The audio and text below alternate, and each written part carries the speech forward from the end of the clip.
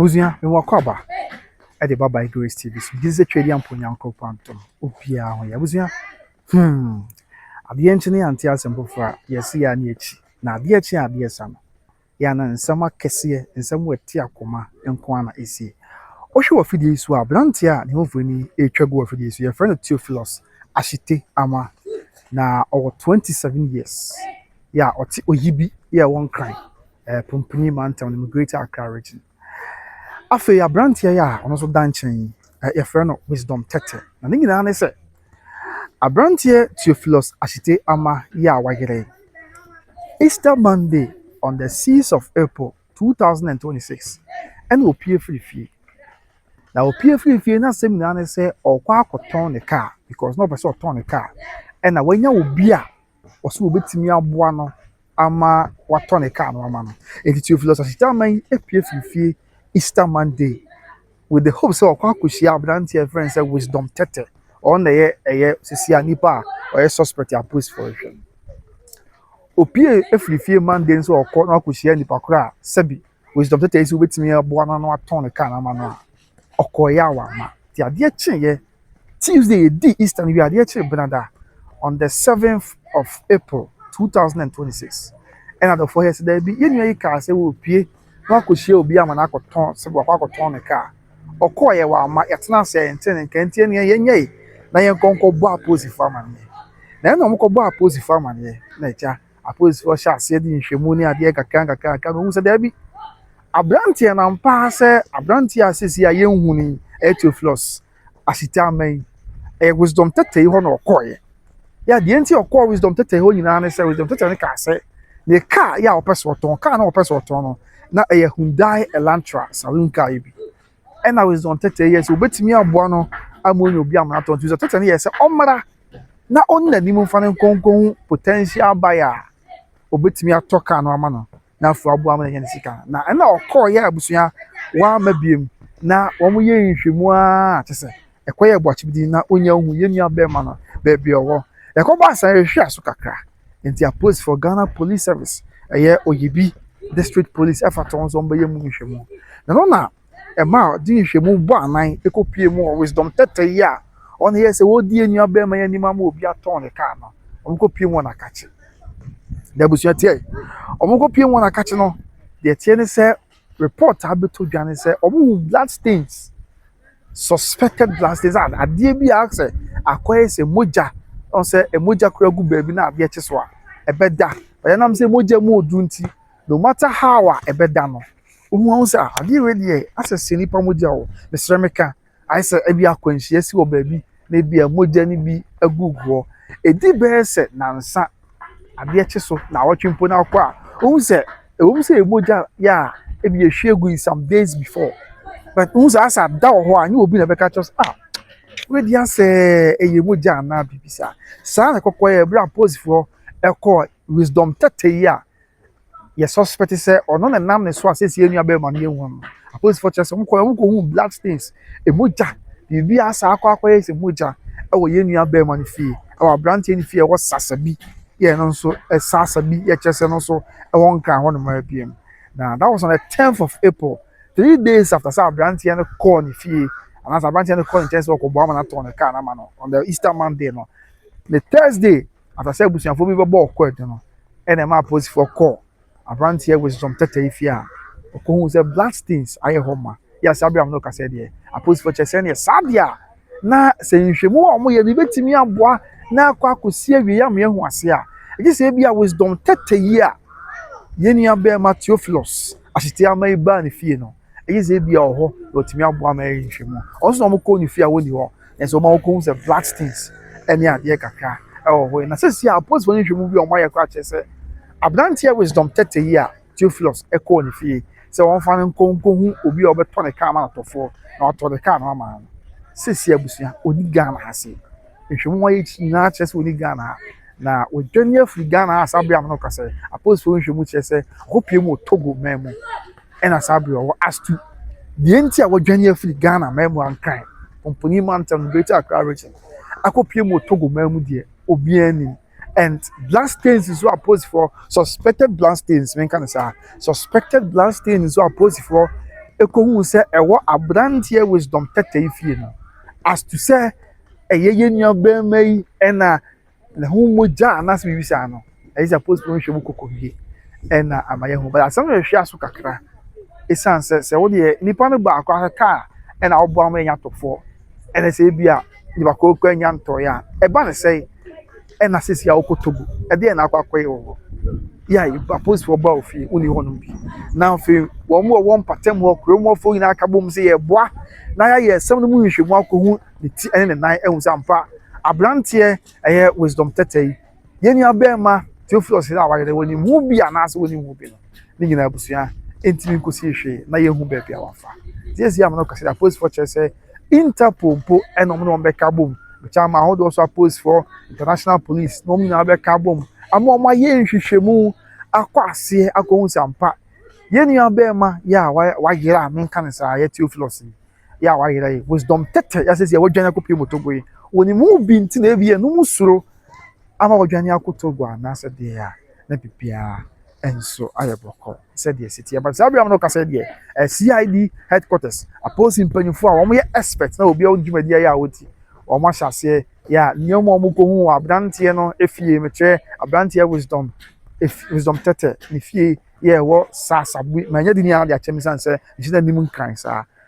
omo ye mu hwehwemu ahwa asebebo a no ma process forensic investigation ya de say be betimi omo ma sure say ampa abrantie Theophilus odim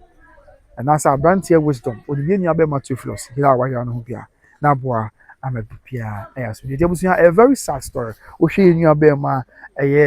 Theophilus ya sabe wa ya very nice young man 27 years ya tumze aka free na wasi abrabo kwan so na o hire no ho abo no mo de se be an sabe kona no na ebusuafo nso ensa akoma no nice gentleman yenim ya oba be ya dia ma ye man Ghana yenim emfaso man Ghana ebenya won so ena sabram no kase sabi yenim se wotiasio se wontiasio yenim bed report aba betoja and say car ya branch your friends wisdom tete yes obetimi aboa na mo nyi obi amanato na won de of course okwa akoton ne car enti boa na potential buyer person oton ne car ye hu na afa ni nia no nto sabi akwakoban say abrantie ne koya awa ama se wo de car ne koya nso aka no eno nso ama enti emu oya any yan pa with this sense we are Ghana Police Service about Montia because they are from and that's Ghana Police Service craft the about Montana, which is from the Regional Public Affairs Unit Ghana Police Service, Post Office Box 7111 Accra, and then they are 14th of April 2026 year and they craft about Montana. What you more I say a press release or say police declare suspect wanted. Police declare suspect wanted. Now, was say the Accra Regional Police Command has officially declared suspect Wisdom Tete wanted in connection with the disappearance of Theophilus Asanteman and is calling on the public to assist in his arrest. In today's year, Accra Regional Police Command, the Greater Accra Regional Police Command, what kind of you say? A brand dear Wisdom Tete. Yeah, one not Theophilus. Echo so so. Na omako hu obi a opese oton car. Na otoka na ma na afọ nya nisika na afọ yi wotimi ato aso abọ na bra na ya ni abema ko sine so say post for say abrantia na wanted yes ya mo hwe ne panti omo stress wo bia mo a titiro ne yen Ghana man mat mamufo yi na ye mo a na wisdom tete yi bia wo hye bia ayentumi ehu no na Ghana mra ene no eni enti ano so wonsem kakra ena omo de atoga won me show pictures ni na yin na ono ma twa wanted won so no ena enu abema isi ayehu no why no ono so ena sabe ya hwe no atese ye bom pai se mpanifo betin aya do no ye tumi ehu no na bibia ayeboko so bia esi etie after it was be more say the suspect is being declared wanted following ongoing investigations which revealed that the missing person was last seen at his residency. The entire Sabiam no kase wisdom tete opposed for declared wanted na edibra sworship and Sabiam nyina say yeni abe ma Theophilus Asanteman wa yire report abeto gase magic akan say the last scene of yeni abe ma na ya brantie wisdom tete fie Theophilus yansa no ba be yira no be hu no last no akọ wisdom fie yeni na say won say magic akan say akọ wisdom fie because wisdom say abrantie no hu ndai salon car na hoto no obetimi anya obi ama na to ama no zade ama babua me that's Easter Monday no 6th of April 2026 mababua me na ye mpetofo na aka na ho asem no na won toka ne maye na afa bibia anya mko ndi na ma okọ ye nua be man fia akwa bi ni se ni nyina aka ho bi and our police for chess mo declare wanted na afa omo to so bi mo say ewa brantie ni fie eye sisi ade declare wanted no which is wisdom tete fie no. Suspected blood stains were later discovered. The blood police for no brantie ni fie no afa bibi akwa say blood stains moja bi a traces kakra omuko hu abrantie no efie indicating possible foul play nti ebrom ko hu say ade bi akwa say moja esa wa abrantie efie and my police for this enya sa dia na emoja die die emoja die sanse hanye mayanka ya ye dwam wan ye ko ama moja aba enti no na sabi unyo obi nso a udi dwumadie bi etesa ti moja we die ama suppose for adwen ho mo ntia say enti so mo declare nua be me wanted no then omo to no say intelligence further suggests that the suspect has fled the country to neighboring Togo nti hwe mo my say be chese say be dikia kan so bo nse nyame na America Ghana police service like say abrantia was dom yi kra no say am no ka say wisdom tete oni Ghana ha na wodwane akwa akopiem e wo Togo yeni ya man Togo ya Togo and o man Ghana e bohye no sabe report abeto dwan say ho and according to Ghana police service omokrata on the apa and after we know say the police urge anyone with information on the whereabouts of the suspect to report to the nearest police station or call the police emergency numbers. You see, our police force kwabena uswe come obia nti bi say almost say Ghana man nyina say obi biara owo nsem bia edefa yenua be ma sabe ya hwehwe ni ho ana say yenua be ma oye wanted eye abrantie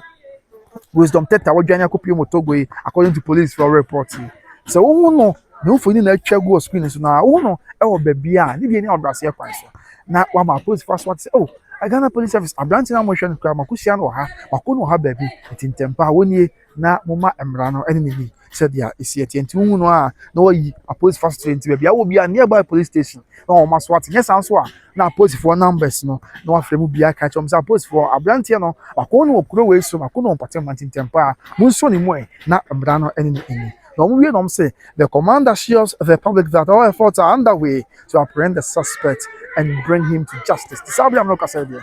or more two and a won't be a safata. Say, Baya, Abrantia was John Tete. Yeah, Nam so my union bema, a yet Theophilus, Ashtama Yuni. On betting me hun and tempa, from the big number than him. Naganamara and the D. Said yes, Senator Fatakate, a young mammy Juliana Obey Superintendent, one head of public affairs, Edema, the Accra Regional Police Command, I said the Greater Accra Regional Police Command, and an Sasha say, young within semi between Jabusia, with the Italian skipper, it's ready the number sequence. Now, Yemwa, and my make cry, the Yami Pansy in your Bema, Sabi Waira, na young winning, a Union Bema no Cotoni cat, you for such time, Sabin Penny, for which me a boy, the home be Union Bema,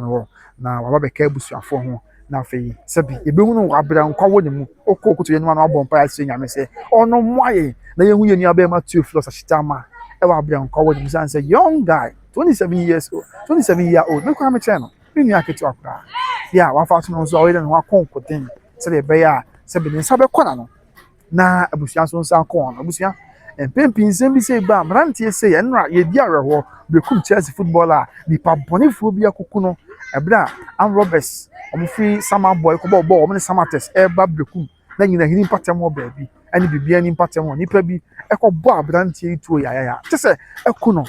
abrantie no ma America sa wose ne be won ekọba han nsa akọna no ne be no na krekra na kakra ne be ya nkọ a wontimi ma saa so eni obe Matthew Philos Ashita ma sa be wahira ni enim se wote ase ya na se won te ase ubekom na bi onso ekọba ema abusuan sa kọ ma no ebi kwa nipa wo mo dan eni obe me ansa na mo di ansa na mo kọ school tumpon na tese boni ya boni pa bibleti wo bia so da na nsem wo sa na wo di nipa nya na wo di amanfo kafiri wo nsem adai Johnson say nya adwumani kwan se didi enti wo bi mre nkoma sa na ode se bi nsem hu ne nkwasi asem nti abusu afache me e dia ni wo ha ni nyan na wo tete kwan wo na nkwasi asem sa e no no mo niam wi a na wo di obi eba ewu o ma abusu bi ade wo nsa abom ye adai na wo se basa me kan fa ntutu nyina ye ho aso bo ye be kai a afi etwa mu no e na saa ye nua Stephen Kinamo immigration officer ya ono an yonko braitawe allegedly sabi abrantie yi ese immigration uzu betimi aboa na waban aba na wonya nipa de omawura na aka ka use card abro say adwuma no kwa na nya ma na man for born pressure for sika ma no a na wada na akukunu ya allegedly am ya hie nu abeme wa anye wo say abrantie no kwa wade foforo ya na yire awo akwara ketu akra na hyewo nipa binom tirim sa edi boni sa nti e be sre say mpanyimfo sabre mo nkoso ayim say post for say am wo ya ade pa e mo abaso da bia sa say ma adwo ma justice apa komase aduma ya sa so na yim say woni aka afia henkan house boy okun no so mugusu di akire ya babu ama tenten ya banti e be koso bo mabaso nya se nya me say no ano wa hoden na nkwasiafo bia me say busia fa check because asem ni mo ya nkwasiafo bia mo de o say o mo nyire o mo nya adwuma o mo say bi nti na ma wiaso aye ko bai o mo chen ya na ase de na mo de o mo gina kwa ho na ka wo ji obi ade kwa wo jana ma na kwa ankanya ya na bonefo se mu kuma manfo ma sa nya be betua mu nyina mo kama ti ebo nyame mpai se empanyifo beboa na tenten na ya adwuma na bibia ya asomdwe sansen bi sa de hu a ya na yentimi ntena akromfo nti obi antumi anko school anko direction because obi papa na wo hwe na akromfo kokun ya ama ni bakra bra bo na eye bibia ho akromfo nti ebia na nko obi no nyonto pa na nko obi nim ball bo pa na nyame kopon de adoma chele bia di obi mu but akromfo nkwasiafo ensuo nyame nti no omo ko di obi kra nko afiri ne nsam ya ama ni pakro wantumi anko na nimu abrabom wantumi ameye obrempo na ese oye ama besina ama na okase bakro abrabo aye bibia ho kumasi ya last year me kan titi asobo na cross from traffic light yenu aba patricia ni makọ yi buba man ya abusia nipa bonifo bi ko je ne kra efiri ne nsam ya etam sika twitwi ni dia na okoye free bank ediko eno ochi na ochi mi nu ntem okọ ba bia nkan na je ne fo no na akwada so onso yenu aba ma junior onso boba money guy wo university osi mi ntwan ma aban ma madwuma me ama ye bibia ma wo boba money kakra kanya me aton spegu so ya eye from nso sa nipa bonifo sa allegedly ekoje ne nko free ne nsam ya enti basa na ya hadwen basa da so mko awupia na o dwen ho e basa wo so ko bia discover block a na usuro se bia de enchia na bisa and the basa my productivity no so conform ye mind in the end ye mind no e nya sunsun so ti e be strengthen so de momwaye na ye nua be ma ewe on we assistance now there ye ntimi confirm say o ti ase na so onwe but disappearance and ye kan wasen say nyame na anya adom na onyi abrantie wisdom tete ya apos for nhwemu kire say we suspect no onyi ni pie ye fa nyina Ghana mra nim so difu Ghana mra na di oni fo so akọ na onye kire di na bibia ye boko nim say mpanifo be na bibia ya asunji but ebusia mesa so aka bibia kan say despite the fact say bonefo aba na wudie koso ye ne ya na betimi aboye ho ban kan ya nsa na bambofo ina meboa ti duwa bi a yenhwe se de esi nipa bi relate ye yenhwe se de esi die nkomo kra ye obeka ya pro from the asem a me ka me ne ye be ndina be di nkomo na report na say ababa awa no oba money vendor pachie ni makono sabi it is alleged say sa genga wo mokuku no ababa bi wo mu a ono no sha ase ne ye namfo ona aye information no obeben wo no aye namfo no oben wo hu nsem na the information e kwa akoma na nkofo say abaye kra se ni se wọ́n bẹ yọ ọdẹ ẹsọ ọmọ yẹ ẹnti wọ́n bẹ ka yẹ a ẹbíra nsẹ́mi nyinaa bá yẹ ní adìẹ no saa da no a na bàbá n'akọ akọ yi sika wọ bank aba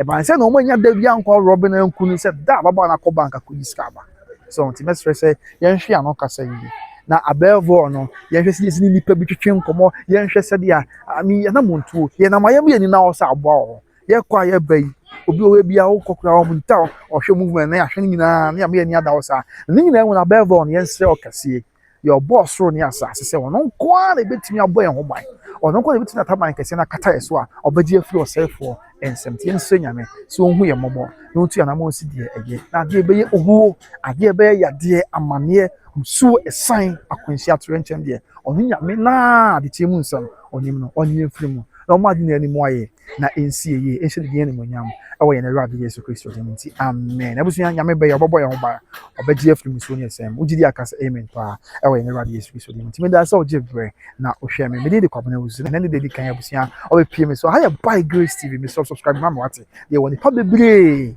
ya de ebeso mo kai se ye tonfie eni de ni awase kwan so manda roman ye tonfie ewo kumase atwema yabe 10 minutes drive from Sofalai Kumasi atwema yabe 10 minutes drive from Sofalai Misrewo ani de ni awase kwan so oko so for like we so for like atwema be 10 minutes drive if you a 4-bedroom house ba ko ye master bedroom and a 3 na aka no and nyina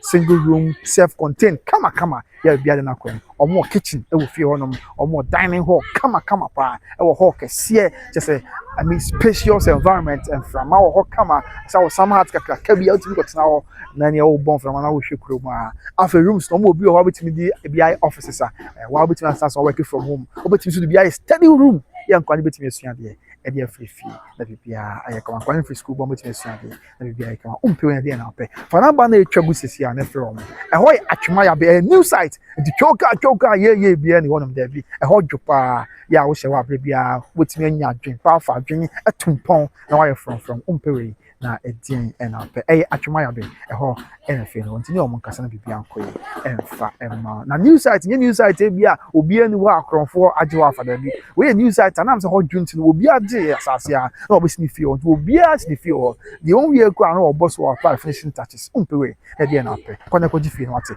na obi di ho adanse kase ko na uso kan ampanya kasa tente we dey e dey brese mpa na meka e dey achiro sans na busua me kan for recharge automobiles ya ma ebia ni mini abema ya semi message this ya wo hwe me na also pese o ton wo car enye wo dey say wo hobeton for car na come recharge automobiles o ma beton car na ma o mo ton car na ma obi ama fro na wa baji usika kumase ya o mo achimota overhead o kumase ya o mo asquat the arc and then crime so mo achimota overhead na se o mo number na twago e wo videos no accident me show o pese o ton car e ma ne o da dwene wate de china nko nipa bonefo bi across the wisdom tete aye ni abem ma nda sumna so me se nka frɛ wo charge to mobile sefa ka na momo o ma beton ka na ma na ko jusika na bibia en so aye kama yana nko afa o pese o toka aka bi okura bia ko mo na ase o mo baji sika na ma pe ka papa dia ma ka ne boda from na fe papa dia na recharge to mobiles afa bi nso a wo ye abanjuma ya ni na wo hia ka pa so akatua no en so nya hwe pa payslip ko na fa ka to ase na mo nya hye na otua ne kakra na bibia ko ye dia ma afa wo akwantu wo pese o toka if akwantu bagana na so hu kwa ya befa so no problem c'est n'est pas problème for recharge automobiles esanse c'est n'est pas problème what you say o frɛ wo mo a na o mo a obeso wasne atoka ne fra akwantu mu dia ma abagana na bedu Ghana oh my friend go and sleep forget about it ebedu Ghana just forget about it esanse pot no wo mo agent akese for ho ma bi kan dia ma na bibia ya so ti ompewe na dia na penti pese otoka bi bi o maame o papa o kunu o yire oba odofo bi a emane how just forget about it call recharge automobiles na bibia ebe kama e dia mabusi amada so jebre na wo hwe mi di kwa na osu nyame nkan ye ho na otu nyina ya na mo emfa ensidie ye o na radio yesu kristo dimiti amen bepa mi be hia maka bye bye.